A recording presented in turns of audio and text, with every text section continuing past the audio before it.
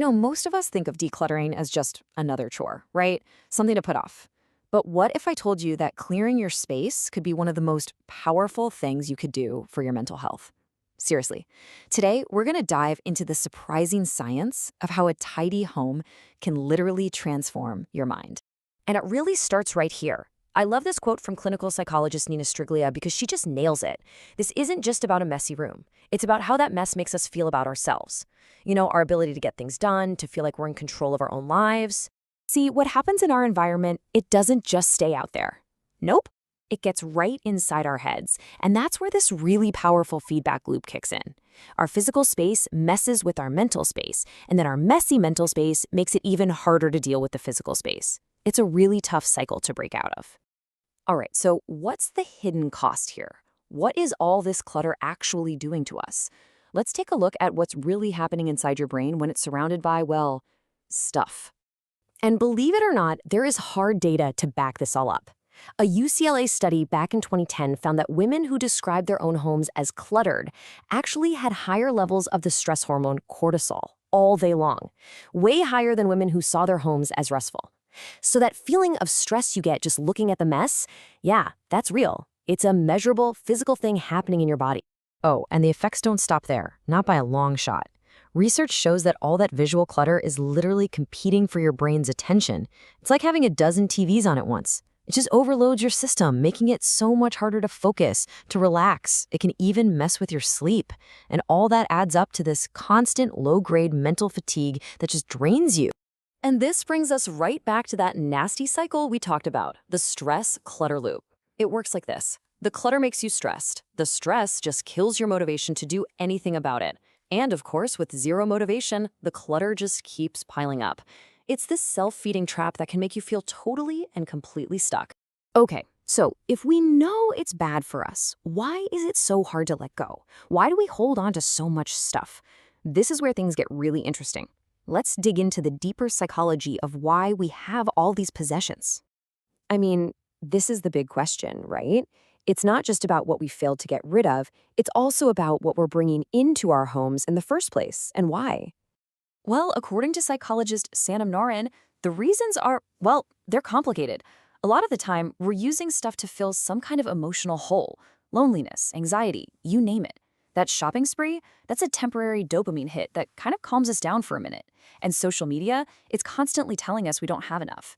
And then there's the really deep stuff, holding on to an object because we haven't really processed a loss, a person, a job, or maybe even a version of ourselves that doesn't exist anymore. And then you hear something so simple, like this quote from Dawn, the minimal mom.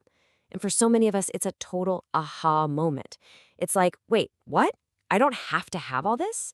This one little question can give you permission to just think differently, to realize that piling up stuff isn't the path to a happy life. All right, so let's pivot. How do we actually change our thinking?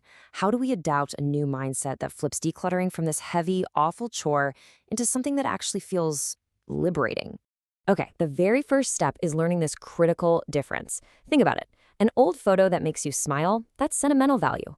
But that gift from an ex that's just sitting in a drawer making you feel guilty every time you see it, that, my friends, is emotional baggage.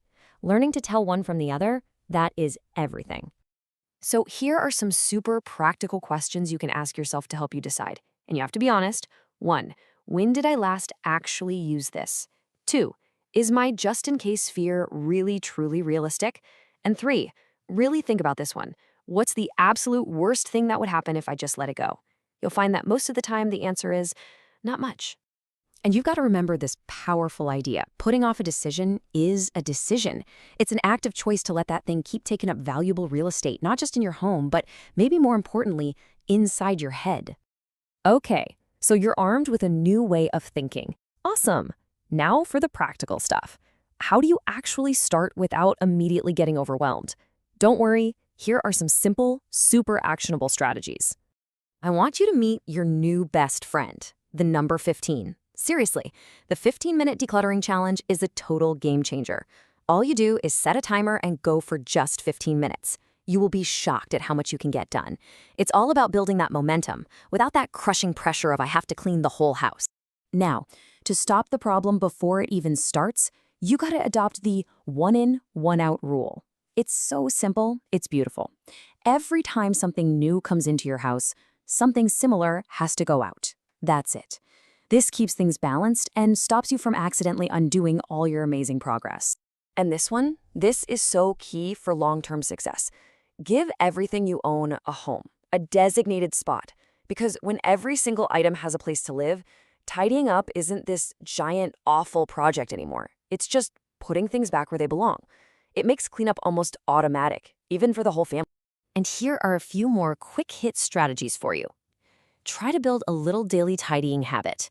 Keep a donation bin somewhere handy so letting go is super easy. Get the family in on it. And hey, don't forget the digital clutter, right? Unsubscribe from all those tempting store emails that just make you want to buy more stuff.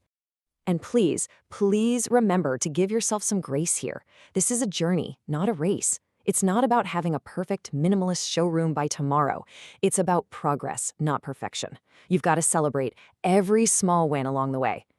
So you do all this work. What's the real payoff?